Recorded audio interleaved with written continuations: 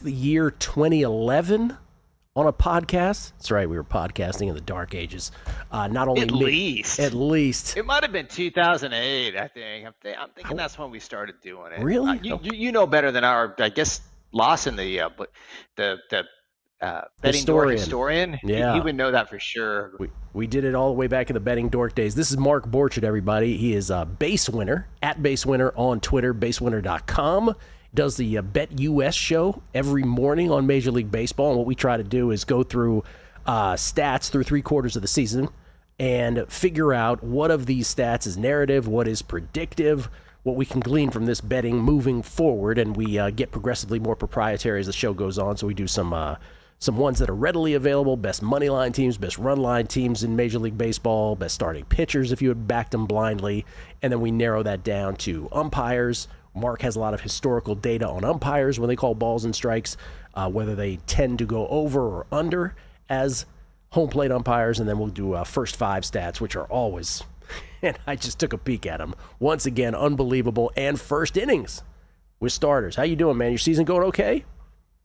Yeah, I'm doing good, dude. I'm ahead on the show. I think the chart plays could be a little bit better, but yeah, sometimes you have years like that. But on the show, I'm ahead, like, gosh, over 20 units. So nice. Happy about that. Mostly parlays, I must say. So you guys who are parlay haters, well, just go look at, go to MLB Show Bet US on YouTube and search, and we will come up. Not to be confused with MLB The Show, which I'm going to talk about a little bit here at some point during the show. MLB The Show. Okay, let me ask you a question before we get in all these stats. Let me just ask you some current things that are happening in baseball and what your numbers tell you. As we do this morning, it just so happens it's the morning where the AL West and the NL West are both tied. Mariners and Astros, obviously, in the AL West. Dodgers and Padres now in the NL West.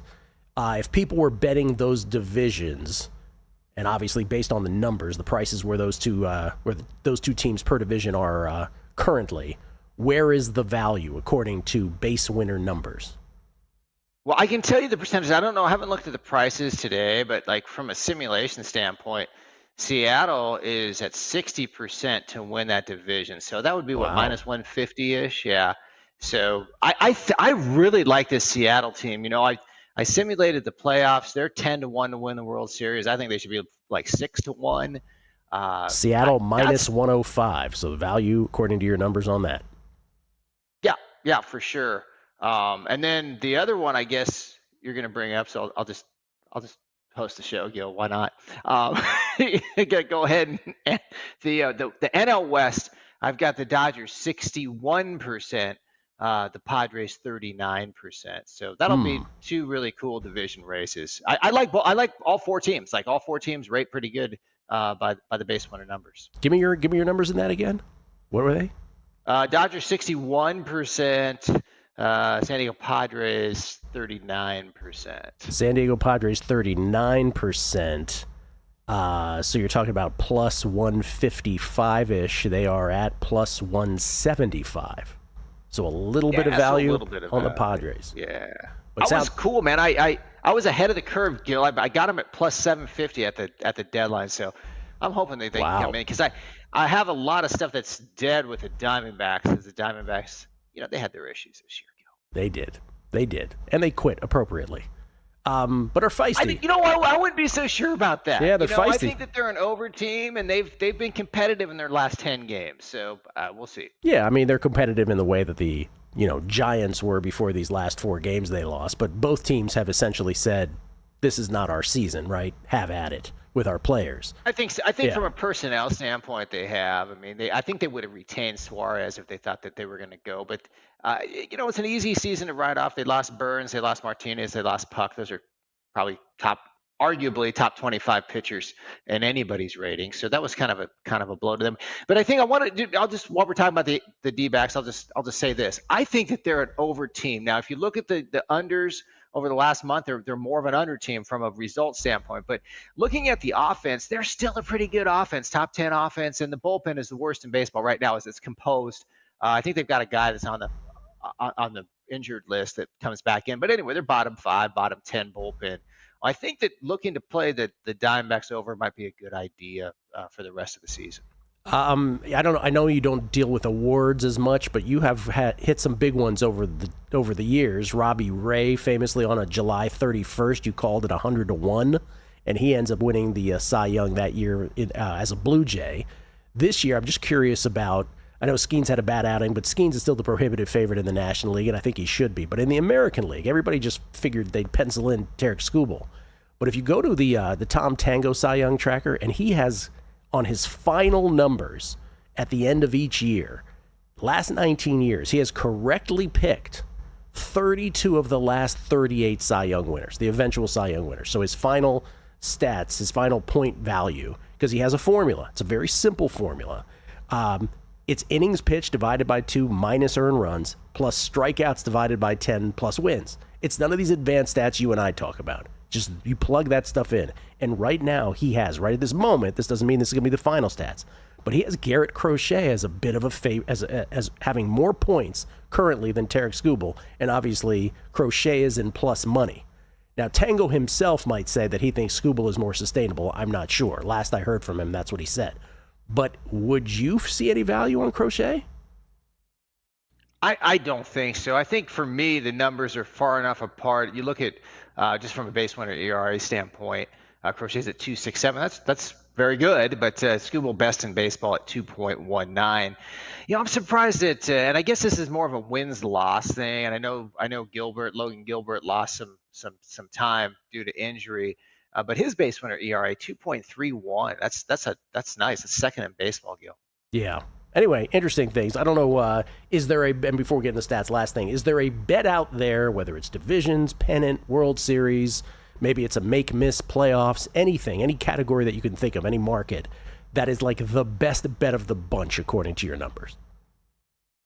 I think getting Seattle in your futures is good because for me, and we talked a little bit on the show yesterday, not only are they coming through in the simulations, and by the numbers, they are the best team in baseball from a run differential standpoint. You took all the components of the team: fielding, pitching, bullpen pitching, offense. They are number one in baseball, just ahead of the Dodgers. So very close, but Seattle's number one, and they're not priced like that. So I think that they're a really good opportunity to get involved, team to get involved with.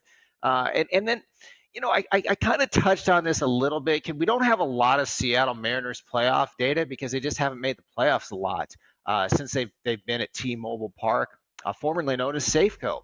But I think that's going to be a pretty hard place to play come playoff time. I mean, it's very unique. They're used to playing there. It's a long trip for some of these East Coast teams. So I don't think you can, and I don't quantify that in the simulations. But I think if you were to evaluate, you know, home field advantage, it would be right at the top, Gil. Okay, and they appear to be built for the playoffs, not just with their acquisitions with bats at the trade deadline, but certainly from a starting pitching standpoint. And the bullpen is probably better than most people think it is also, not as outstanding as the Padres. By the way, I have a Padres-Tigers World Series matchup at 66-1 that I feel good about. Sadly, the only other one I paired the Mariners with the Giants some time ago, so that proved to be a bad bet. But Tigers-Padres, I'm still holding out hope for. Do you ever delve in those matchups for World Series matchups? I haven't for a long time, but they sound fun. Oh, you do that at the start of the year then? No, sometimes at the start, but oftentimes during. I don't do an exacta. It's not a team to beat the other. It's just a meet. And so those are widely available, something that I delve into. Let's get into these stats, Mark. Let's start with teams. Now, this exercise, again, it's a bizarro exercise. We don't think that anybody does that, but hopefully from this, we can find something that we feel is predictive moving forward, not just a nice story to tell. But if you had bet on these clubs every single game of the year, right, whether they're a favorite, whether they're a dog, which would be the teams that would have made the most for bettors, which would have hemorrhaged the most money? The number one team, do I even need to ask you at this point, Mark? Number one money team in baseball this year for bettors? You don't, because they're an anomaly in my opinion. So, but everybody knows who they are. Oh, let's talk about that. Milwaukee Brewers. 75-44, best record in baseball. They are now currently, as we do this morning, in their second 11-game winning streak in a span of 38 days. There have only been less than a handful of teams that have had two different 11-game winning streaks in the same season, let alone in 38 days. 2015 Blue Jays had two 11-game winning streaks, 35 Chicago Cubs, 54 Cleveland Indians. That's the list. Now, there's been win streaks beyond 11. In fact, some have doubled up 11 back-to-back to make it a 22-game winning streak. But in terms of two different 11-game winning streaks, that's the list. And again, the Brewers, have done it in 38 days, looking for a 12-game win streak against Pittsburgh today. Milwaukee would have, if you just bet them blindly every single game this year, you'd be up over 24 units. This is per covers.com. These are widely available. I have Toronto second and Miami third, San Diego fourth, the Angels fifth. 1, 2, 3, 4, 5. What does Killer Sports say? Well, Killer Sports says Brewers, Blue Jays, Marlins, Padres, Angels. So exact same thing. There. Five. Yeah. Those five match exactly. Not only was it wasn't close. It was right on. It was right on. Oh, yeah. And those are the five that would have made you over 10 units on the year if you had bet them blindly. Now the worst, the Rockies. And by the way, if you're betting the Rockies every single game, you're doing this wrong. But if you had bet it's a two-team race, and they are so far worse than every other team money-wise. I don't think I've ever seen this before in all the years we've done this, Mark, at the Q3 mark. The Rockies and the Braves would have each cost you over 32 units this year. Now, the Braves are 51 and 68. The Rockies are 31 and 88. So with the Rockies, they just plain suck, right? And they just lose a lot of baseball games. With the Braves, they are often priced in a way that makes you think they're a lot better than they are, and this season obviously has gone by the wayside for them. But 32.03 down according to covers on Atlanta, 32.91 down on the Rockies. No one else is within like 20 units of this, Mark. You seeing the same over there? Actually, the Braves are the number one. They've lost 44 units. So I think what the difference is whoever you're using cover, so that must be to risk. So they must be risking 100 to win. That's say right. If they're minus 140 favorites. So this is risking to win. And you're right. The Braves, their average to bet on them minus 141, which is actually high, but that's what it is. And then the Rockies are plus 191. So there's going to be a big difference as far as like how you account for that. But it goes Braves, Rockies, then third is the Yankees. Third worst, that is. Best run line team in all of baseball. I hope people understood what Mark was saying there. It's all in the accounting why there would be a difference. 110 to win 100 versus 100 to win 91, that kind of thing, in terms of how they're counting. And it could be opening line, closing line stuff too, right, Mark? We don't know which each of these organizations is using to actually track these. There could be, but I think I don't know if we've ever talked about this. We've done 1,000 shows together. I don't know if we ever talked about this. If you are doing it kind of the way Covers has it set up, so where you're risking 100, if let's say you bet on the Braves and their favorites, you're risking 100 to win 76, say. Yeah. And then if you bet the Rockies, you're risking 100 to win 1.91. Well, if you do it that way, the dogs are going to have more of an impact on your bottom line, and that's the way that I prefer to do it, is risk to win. Therefore, and I tend to play more favorites than most, but then when I do play the dogs, they're weighted a little bit heavier. So I think that's good to bring up, Gil. By the way, we're about to do a couple hours from now, a little less than 2 hours from now, we're doing a VSiN NFL futures draft. 10 of us that are on air are doing this draft live. And one of the things that I was telling JVT and Stormy was it's really important to know how it's being graded. If it is, in fact, 110 to win 100 or 100 to win 91 in a minus 110 sport, let's say, right, where we're not thinking about money lines necessarily, we're doing spreads. But let's just use that as a mathematical comparison, that it's very important to know that, because if you're betting a large favorite, like JVT came in, right, he's like, first pick Buffalo Bills to win the division.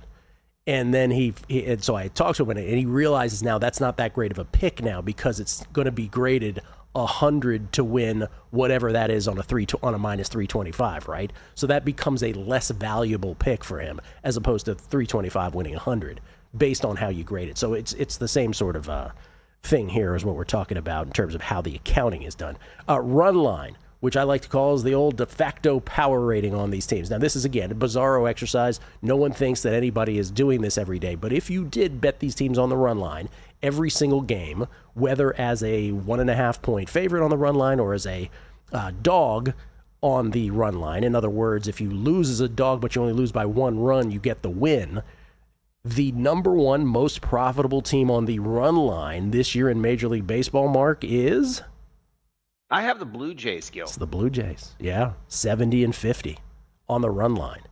Edging the San Diego Padres, who are over 10 units, at least that's according to covers, then followed by the Brewers, who are number 1 on the money line. This is what really sort of amused me, was the worst run line teams. The Giants, by far, according to covers, almost down 25 units on the run line. That checks out. Just thinking about, they win a lot of close games. They get crushed when they lose. At least that's what memory serves. I'd have to check the 1-run record. Dodgers would be down 18-plus units. Nationals would be down 17-plus units. I forgot the Rockies are in there too, down 18-plus units. Nationals would be down 17-plus units. And you know who is next? I've got Seattle up there, which is wild. Seattle is next. So for all that talk about Seattle, they still suck on the run line. And by the way, that checks out on they win a lot of 1-run games. So 67-53 straight up, 48-72 on the run line. So, I guess they're winning by 1 run a lot, or losing by. They could be losing by a run. They'd be losing by more than 1. That's right. Yeah. That's right. They're winning by 1 run a lot, including this month of August, right? August, where the Brewers are 11-0. The Mariners have the second best record in the month of August at 9-1. But the Mariners, so what do they have in common? Great 1-run records. That usually leads to these gaudy records in a short time span. The Brewers are 3-0 in 1-run games here in the month of August. The Mariners are already 5-0 in 1-run games this month alone. So that'll do it, right? Where you will you'll have a run, you'll be minus 1.5, but you will lose on the run line. So that's interesting about the Mariners. Now, of any of that, is there anything that checks out to you moving forward where you're like, I could see that continuing with Seattle, or I could see that continuing with the Giants getting housed on the run line? I think that Seattle thing's interesting, and it goes to show you that is such a pitcher's park that you're gonna get a lot of 1-run games. So I think that you have to really look at bullpens when you're handicapping T-Mobile. That's super important. I just so happen to like the Seattle bullpen, but when you're looking at maybe a playoff game and a team, I'm just trying to think the Yankees have a good bullpen. I don't think Detroit's bullpen's as good as a lot of people think. So maybe a Detroit-Seattle game, I think Seattle would have a distinctive edge by my numbers in the bullpen there. So kind of keep that in mind as you're handicapping T-Mobile Park, Gill. T-Mobile, I like they have these. You have the sponsors all up to date. This is starting pitchers. This we rarely ever say that there's anything predictive about this, but it's just amusing to look at which starting pitcher. So if you backed a particular you backed the team of the starting pitcher blindly every time they took the hill as a starter, who would be the most profitable pitchers in baseball this year based on the betting lines? Cal Quantrill of the Marlins is who covers as the number 1. You'd be up over 11 units just blindly betting the Marlins when Cal Quantrill takes the hill. Sonny Gray of the Cardinals would have you up over 9 units, and Quintana of the Marlins would have you up over 8 units. Job of Detroit would also have you up over 8 units. So that's just random, right? Because the Marlins are 13-10 when Quantrill takes the hill, but because of their betting lines, often in plus money, that's why he stacked up the dollars for bettors. Sonny Gray, the Reds are 18-6 when he takes the hill. So in other words, even if he's not having a good start, but the bullpen saves him, let's say, with a win, and that turns around the outcome, the Cardinals are 18-6 randomly when he takes the mound. Brewers are 13-5 when it's Quintana, and the Detroit Tigers are 9-1 in Job starts. Wow. I think it's interesting. Sonny Gray, ever since the Basewinner did the Sonny Gray rap, I mean, he's been so profitable. I mean, I don't know. I think that's pretty cosmic, right? He's hypnotizing teams, Gil. Would you like to do a reprise of that, Mark? No? Can't get you. Sunny, sunny, sunny. Can't you see the pitches you throw hypnotize teams? And I just love your strikeout rate. Gonna bet on you and gonna get paid. Dude, I'm telling you, he's the best in baseball. I mean, what more can you say? You said it all, man. That's crazy. So, that's crazy, bro. Interesting. There's the worst pitcher in baseball. If you just did this also, right? So Job is in the top 4. But if you just happen to back Jack Flaherty Tigers games, you'd be dead last. You'd be down 11.62 units according to covers, because the Tigers are only 7-17. He's had a miserable year. Fetty of the Braves, next worst, down 10 units. Verlander of the Giants, been a disaster. You'd be down over 10 units. Paddock and Soroka, 4 and 5 worst. Yeah, and no truth to the rumor that I'm going to do a Billy Joel retake on Captain Jack for Flaherty to try to get his numbers up. Do you see the documentary, Billy Joel documentary? I watched the first part, and I thought it was good. My wife's like, dude, this is too long. I can't watch this. This is too serious for me. So I haven't watched the second part yet. I'm going to have to do that on my own. But I thought it was good. It's fantastic. It is long, though. It's a big commitment. All right, this is the nice thing about having you doing this, is because you have historical numbers on umpires. Now, for totals bettors, often for sides too, but this is really for totals bettors. Let's just go through the names of the umpires that have been, when they've called balls and strikes, when it's their turn to be behind home plate, games have gone over more often than not or gone under more often than not. We haven't filtered this for ballpark. We are just sort of looking at what the results are from this year, and I'm just trying to cross-check it with what Mark has historically to just remind bettors, hey, if this umpire happens to be behind home plate, maybe you have a lean on an over and under, and they're the opposite in terms of their tendencies historically, maybe it should give you pause. Here are the most reliable in quotes, over umpires thus far this year in Major League Baseball. Chad Whitson, 8 of 9 times behind home plate, it's gone over. Jim Wolf, 8 of 9. 6 of 7, with Jim Wolf, over. Bill Miller, our old friend, 10 of 12 to the over this year. Ryan Wills, 9 of 11 to the over. Hanahan, 7 of 9. Livensparger, 9 of 12 to the over. Junior Valentine, 6 of 8 to the over. Doug Eddings, our boy, 8 of 11 to the over, as is Chris Guccione, 8 of 11 to the over. Same with Ryan Addington, 8 of 11 to the over. Adrian Johnson, 8 for 11 to the over. 8 out of 11 to the over. And Brennan Miller, the same, 8 to the over, only 3 to the under. Do any of those names match with being historically over umps? The only guy that's close is Ryan Wills. Wills or Willis? It's Ryan Wills. He's up in the top 10 of over umpires. Interestingly enough, the Bill Miller thing, he's from a metric standpoint, he's one of the highest metric under umpires. Interesting. Because, and I don't know. So is that an up to date list that you're looking at? It seems like they've done more games than that. Maybe they haven't. But 10%. So his strikeout rate's 10% greater. This is, I think, how many games has this is over the last 3 years. So 64 games. And he has a 10% greater strikeout percentage, which would, I think, if you look at like a micro chart, like a chart of his strike zone, he calls a lot of ball strikes, so that makes sense. And then his walk rate's 10% worse than average. So for me, he is the highest under umpire, and so that just goes to show you that, sometimes you'll have an under umpire, it will go over. But I personally don't like to bet totals with, I would say, the top like 10% unders or 10% over umpires by those metrics. So for me, I usually wait from a betting standpoint to do totals until the second game of the series. Sometimes I'll bet the first game, but very rarely.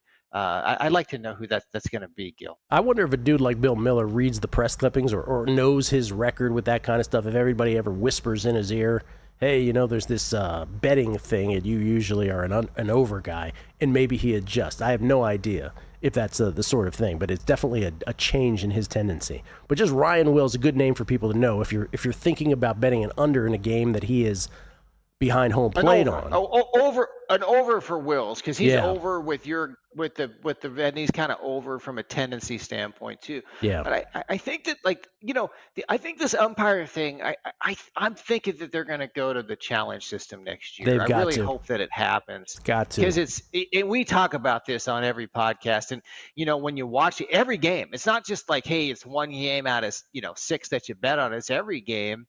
And I don't know if that's because the technology is better and we can just see it, or they've gotten worse. I don't know. They're not getting better. I'll tell you that much.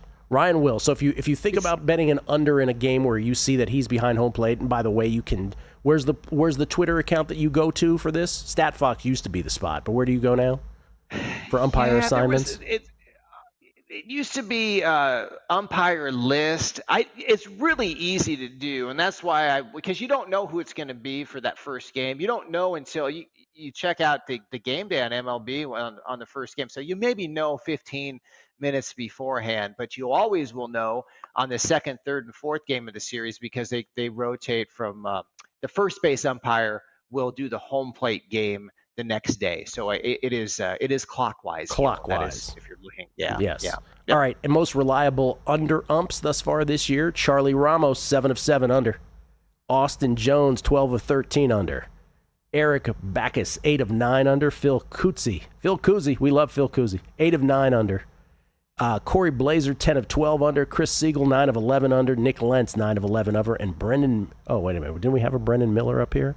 See, these covers numbers. There's a Bill Miller and a Brendan Miller. No, you're right. There's a Brendan Bill Miller Miller and a Brendan Miller. Yeah, Brendan Miller to the under. They're both under umpires. Now, Bill Miller more by my ratings. They're both Brendan Miller more so than others, than Bill Miller. But I believe me, because I've gotten it confused on data polls before. So what's interesting about this with covers is they mess up the ump numbers, right? Because they have both Brendan Miller and Bill Miller as they have them reversed. They have them, 8 of 11 over and then 8 of 11 under. So they messed it up somehow. So maybe Bill Miller is still trending under.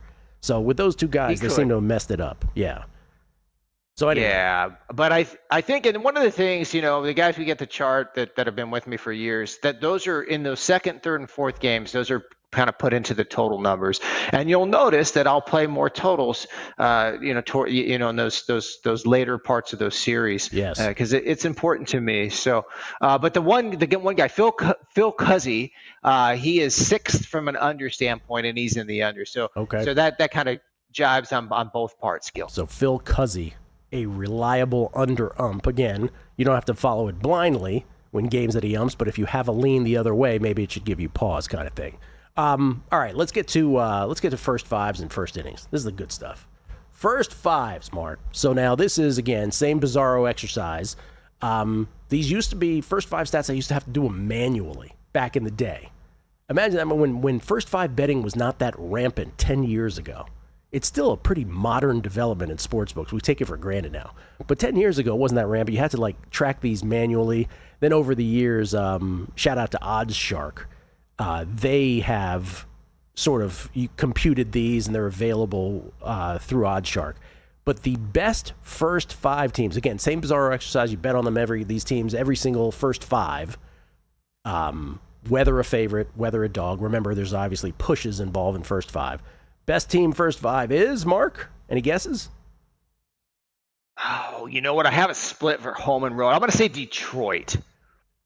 No. According to OddsShark, it is the Brewers by far.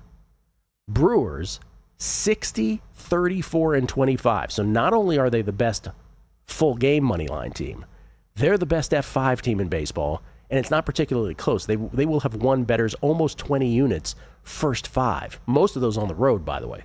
15 of them on the road. You have the Tigers. What was the thing? What was the totals on them? I just want to make sure that my poll's coming out, because I pull it for home and away, but I have to kind of manually add it. So what was the number for Milwaukee again? The line? 60, 34, and 25. First Beautiful, five. man. It's coming in. It's coming in good. So I know I just have to.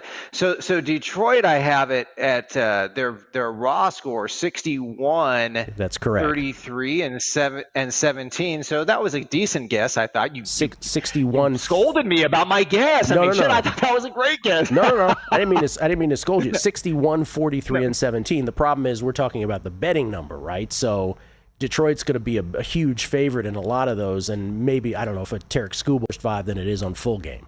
So it is harder to beat with the straddle.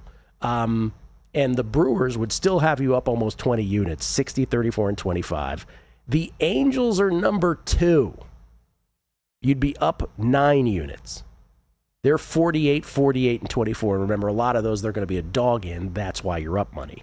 Number 3, Mark, I give you the stage. Who's number 3? Hell, I don't know. Philly. Chicago White Sox. There they are again. So they are the second worst team in baseball. They're 44 and 76. Only the Rockies are worse. Those are the real life standings. But if you had bet them first 5 every single game this year, you'd be up 7.24 units. You know what's wild is they're It's actually amazing. like straight up on the first 5 at home, 25, 19, and 17. So they're actually ahead. That's right. Just from a win-loss standpoint. 17 ties. That's a lot of ties at home. That's right. So overall, play the draw parlay on that one, Gill. the draw parlay. Overall, Draw first 5, they're 44, 51, and 25. But you're right, Mark. They've actually won 11.5 units with a 25, 19, and 17 record first 5 at home. They are actually below level on the road, 19, 32, and 8. You'd be down 4 units. But in the wash, you'd be up 7.25 units. And again, this is why baseball betting is so interesting. Second worst team in all of baseball. The third best first 5 team in all of baseball for bettors. This 2 years in a row they've done this. 2 years in a row.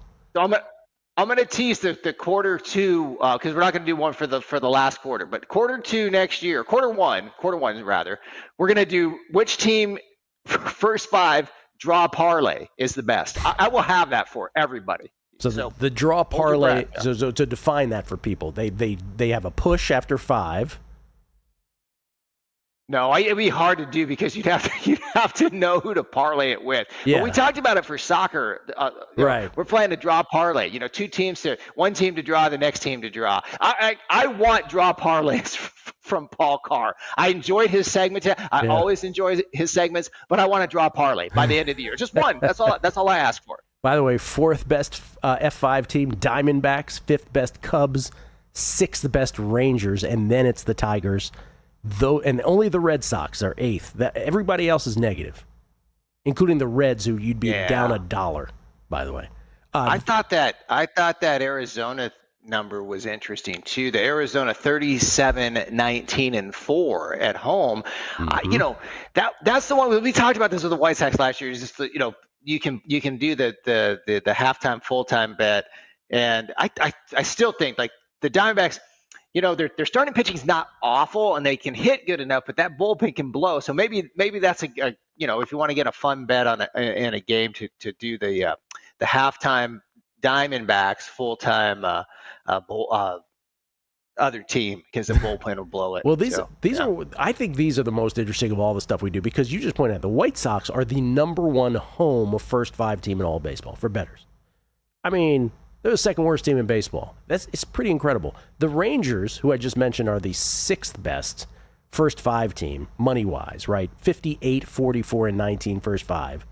That makes sense because they're they're pitching in general, right? The Rangers, number 1 in ERA, number 1 in WHIP, number 1 in a lot of pitching categories, and we think of them for whatever reason as a team that can hit. They can't hit a lick. They had 1 month, July, where they hit tremendously well. And now they're back to just sucking it up, hitting-wise. But pitching-wise, they're solid. The worst. Well, the key. What happens is when you bet on them you bet these teams to win the monthly bet, and then every other month at the time. But you know what? Props to you because you were ahead of the game on that monthly thing, and you did so good on it. Not this year. It's a fun.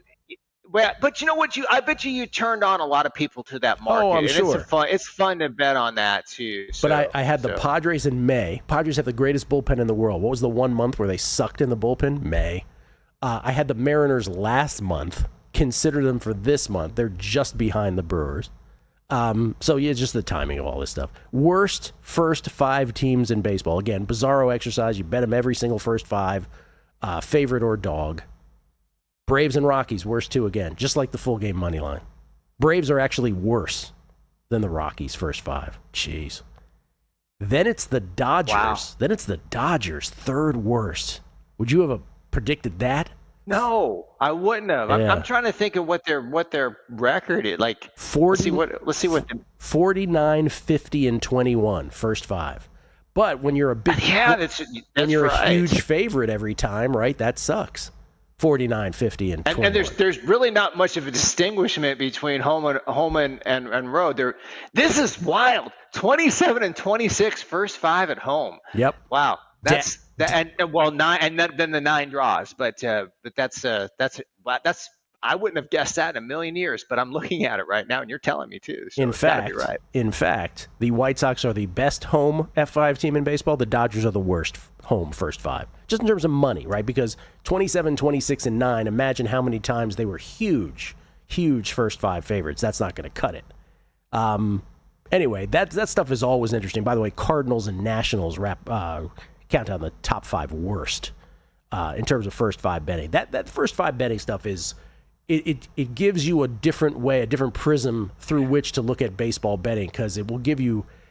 And I think it's not just a story, right? This stuff has been pretty sustainable. The White Sox first 5 thing has gone on for a year and 3 quarters now.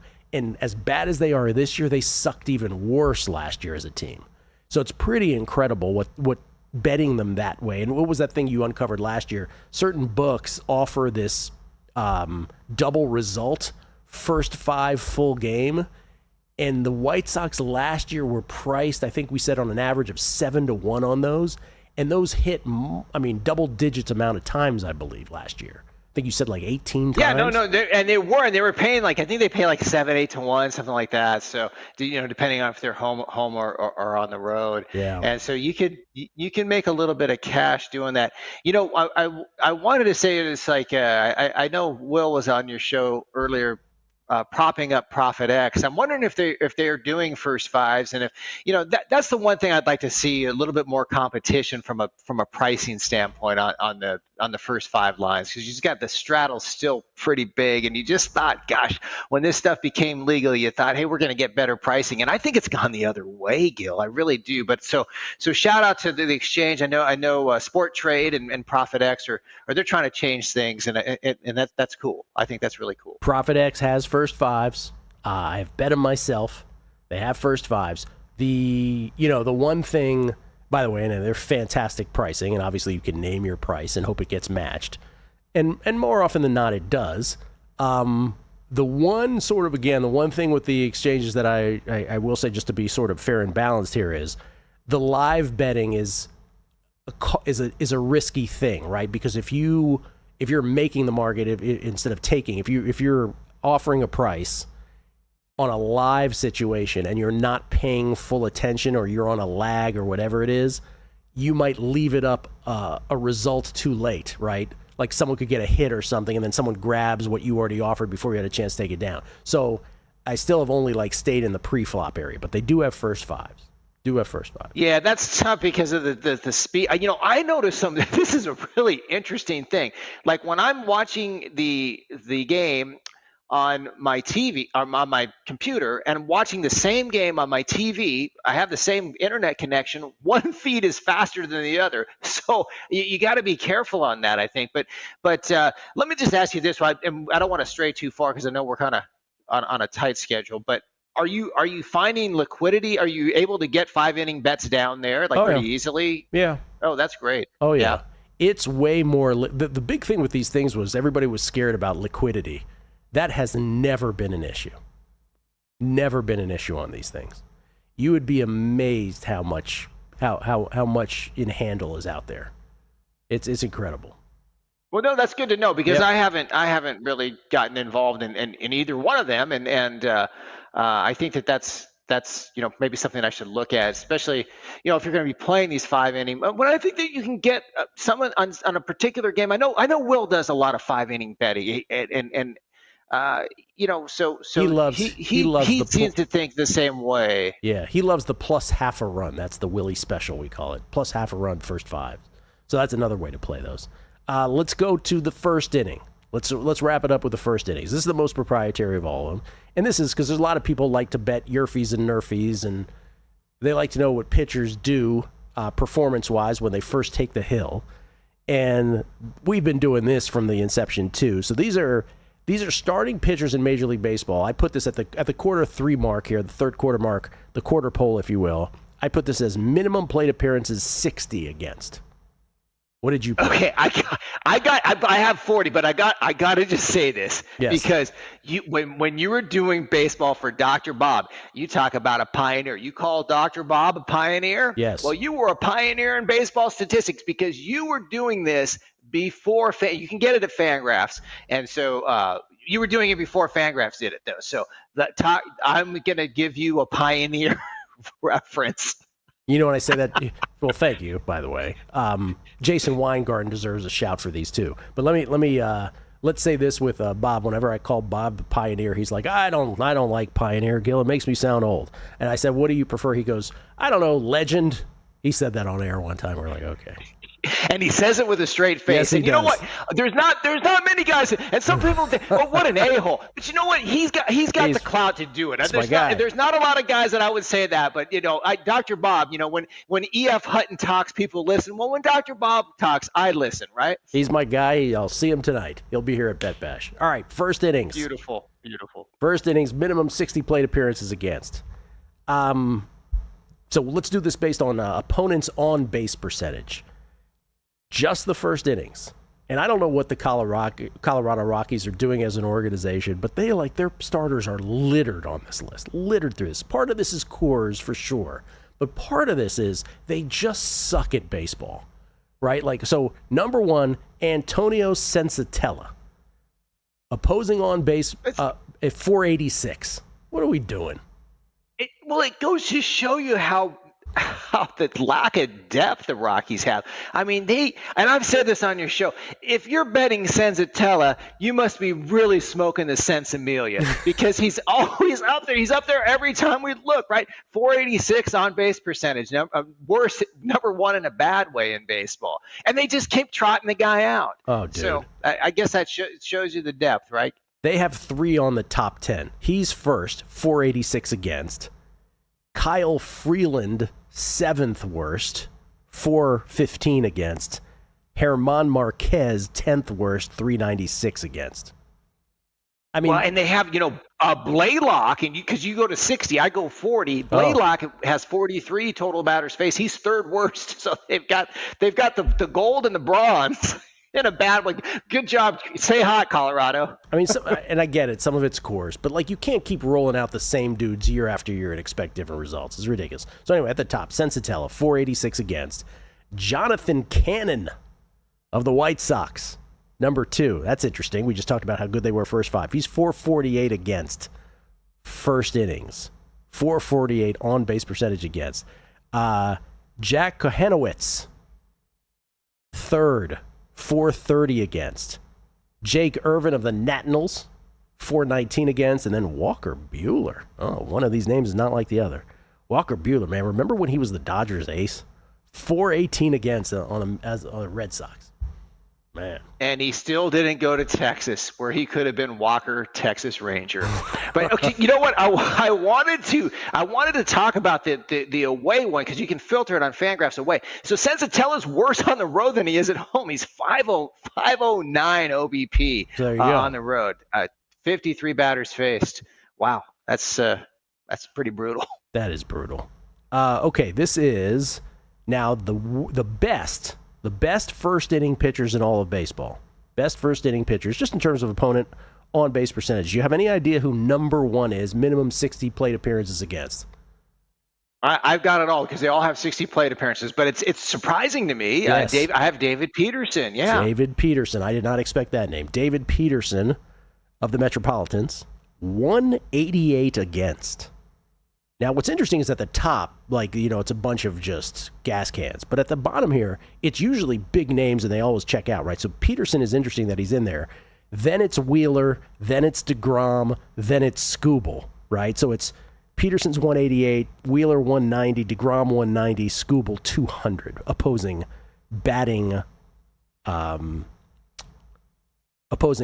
base percentage, I should say. So that's, by the way, when you get into batting average, David Peterson is 122 against. Ranger Suarez 117 against. But just in terms of OBP, Peterson won at 188, Wheeler and DeGrom at 190, and then Skubal at 200, along with Noah Cameron also at 200. Didn't expect that name.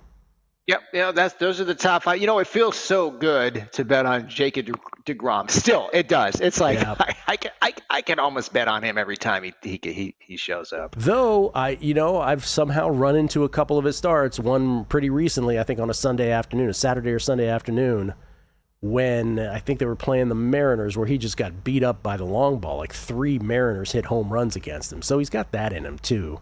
Every once in a while. There was nothing like when he first came up, though. Whew. Before the betting lines. There was a game, and I remember, and people were like, Basewinner, how can you? He's like minus 400. I said, I don't care. He's going to win. And he lost. It was the Cubs. They got 2 hits. One was a bunt single, and one was a home run. And the guy struck out like 13 guys. And, oh, man, Basewinner, how could you do that? I said, I'm going to bet that every time. So usually when you strike out double digits, you win. But there's guys that feel really good to bet on, and DeGrom, he's there. He's my guy. And when before he became Jacob DeGrom, when his first season with the Mets, when the betting lines hadn't caught up to how good he was, that was even more incredible at that time. Just cash cow. So of all this, full game run line, money line, run line, umpires, obviously first fives and first innings. I mean, there's some stuff in there. Again, the umpires know their tendencies, the ones that we mentioned. I think that first 5 stuff to me still, because even with the first innings, the way that I used to bet them when I did it before it sort of exploded and everybody's betting Nerfies. I mean, everybody's betting Nerfies on this stuff, and we didn't even call it that, right? I would just bet a lot of, yes, a run will be scored when aces were facing each other. It's not priced quite the same as it used to be. And it's not really necessarily how I went about it. I wasn't as concerned with what the starting pitchers was doing, although some people prefer to hear this, as that's how they do it. I think more than that, the first 5 stuff is the most fascinating to me, because that allows you to just kind of completely rejigger how you feel about baseball. Like, oh, the White Sox suck in real life, but here's a betting cash cow. Not a cash cow, but here's a solid betting thing. And so there's a lot of that. I'm not sure what your biggest. The Dodger thing. I'm with you on that, but it's like the other ways. Dude, I watch the Dodgers almost every. I love at Chavez Ravine. I love the way the sun sets there, and Joe Davis is doing a good job. He's not quite Vin, but Vin in his day, and Joe Davis is doing a great job. And so I always like watching the game as the sun sets there, and Hell, that's surprising to me. I do this every day for a living, and that's still really surprising to me. So that you could bet against the Dodgers in the first 5 and be very profitable. Let's close with this, because a lot of people like to hate on the Yankees and hate on the Dodgers. They're very easy to hate on, and in both cases, given their historical success and how folks tend to hate those kinds of franchises, and a lot of it they've brought on themselves with just the rich getting richer. But you feel, because a lot of people think the Yankees are going to miss the playoffs. A lot of people think, and I do, maybe the Dodgers don't win the division. But you're kind of bullish still on both of the teams, the Yankees and the Dodgers, right by your numbers. Yeah, I have the Dodgers, for all. And I wouldn't think that I would support the Dodgers that much, because, I was all over the Diamondbacks early. But but the component comparison, number 2 in baseball, 5.07 projected runs, 3.91 runs suppression number, which is the best in baseball. Their differential 1.16, very close to Seattle. Seattle's at 1.18. The next team would be the Mets at 1, and then the Yankees are 4th at 0.87.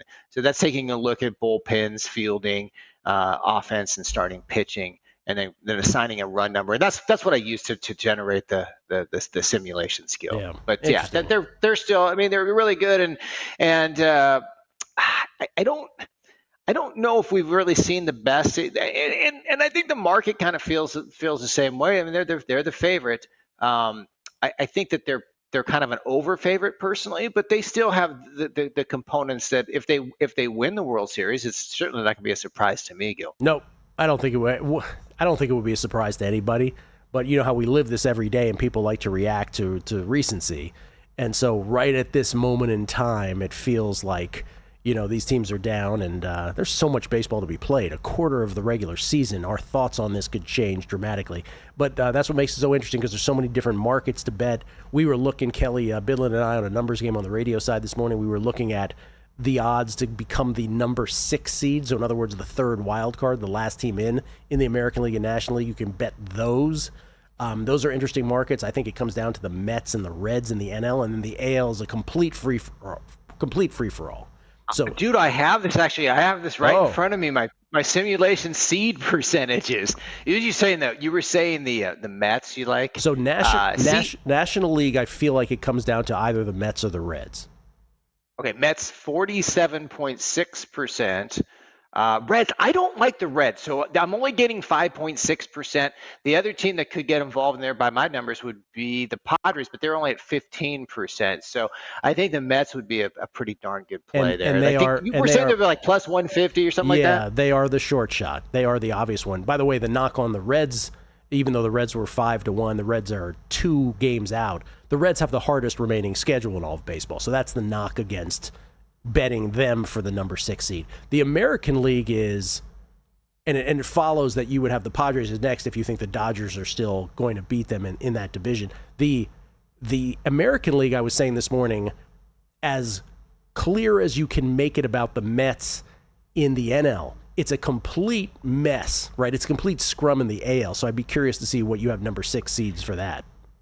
It's pretty wide open. The team that has the highest probability is the Red Sox, 28.9%. Yep. And then the next highest team, and I actually have them, I have them with an 86% chance to make the playoffs. We talk about the Yankees, but a 14.5% to be the 6th seed would be the Yankees. They're number 2. And then the Texas Rangers at 12.6%. That's kind of how it shakes out. And the Guardians at 13%. So right there. So it's like you said, it's kind of wide open. So yeah. So the Red Sox are the short shot. I think the Yankees are second. If there's any value in your numbers, it's probably the Rangers at 7-1. But even that is, 12%. It sounds like it's priced right. Yeah. Right. Yeah. Even that is not like the greatest value based on your numbers. So those are. It's amazing. Those are priced very similar to what your percentages are. Generally, pretty similar. So anyway, and the sports books on those seeding bets, they get an advantage because of the hold. But yes, so you're not going to get the best price, but you can still. I think with these futures, I think there's still spots you can get value. Yeah. In it. I have one question to ask you. This is: do you watch any Mets baseball? Not any more than I do any other team. What about it? Well, the interest, I wanted to see what your take is, because you're my same age, and it reminds me of what they have, like this fade in where they'll show the batter and the pitcher at the same time, and it reminds me of like a early 80s, late 70s split screen. I don't know if you've seen that, but every time I watch it, I'm like, gosh, wow, they've taken the broadcast back 40 years. So anyway, keep an eye out for that. Oh, they were doing something like that when there was some anniversary broadcast they did where they purposefully did the shots the way that they did them 50 years ago or whatever it was. So I wonder if part of that held over and they're like, let's just keep this and start doing this again. They'll do like a split screen where they'll show the pitcher and they'll show the batter and they'll split the screen and it's just every time I watch it, then there'll be a shot. Like there was one yesterday where they kind of faded in on Alonso after he hit a home run, and I was like, wow, man, that's old school. Do you think anybody in today's day and age is like, fiending to see it that way? Or are you like, geez, this is the worst. Why would they show it this way? I think it's pretty bad actually, I but do too. I mean, it's nostalgic. So It is maybe nostalgic. maybe it shows you what the demographics are. Hopefully we can get some younger people in here. It's super nostalgic, but it's also annoying because they'll do the split screen of the starter and the guy taking a lead off first on a split screen. I'm like, I don't want to see this. I don't want to see it done this way. I want the camera behind, in center field. I want to see if the pitch is a strike or a ball. Yeah, I'm a huge fan of the Statcast. So the Statcast broadcast on Sunday Night Baseball, and I think that was the last one was on Sunday, the Cardinals Cubs game. If you guys haven't watched that, that's a recommendation. It's fun to watch. All right, Mark, appreciate it. Mark Borchard, everybody. I don't even know if I said your name at the beginning. Mark Borchard at Basewinner, Basewinner.com, and the BetUS show, which is at what time every day for you, Mark? It's at 8 every day, Pacific time. I don't know if that changes though. So it's 8 o'clock, no matter what. Okay. So yeah, sometimes it changes for me. So we go head to head against your show. But here's the beauty of it is you can watch our show either later or Gill's show either later, depending on your preference, who you want to get live. And either way, you win, right? If you get both of our shows, you win. It's a win-win situation, literally, Gill. Well said. Mark, appreciate it. Hope hope you all got something out of that. Next podcast, a week from now, roughly. We're still working on when the U.S. Open draw is coming out. We'll do it right after Drew Dinsick, Zach Cohen, and I, the U.S. Open Tennis's Final Slam. Thank you for listening, and good luck with all your bets.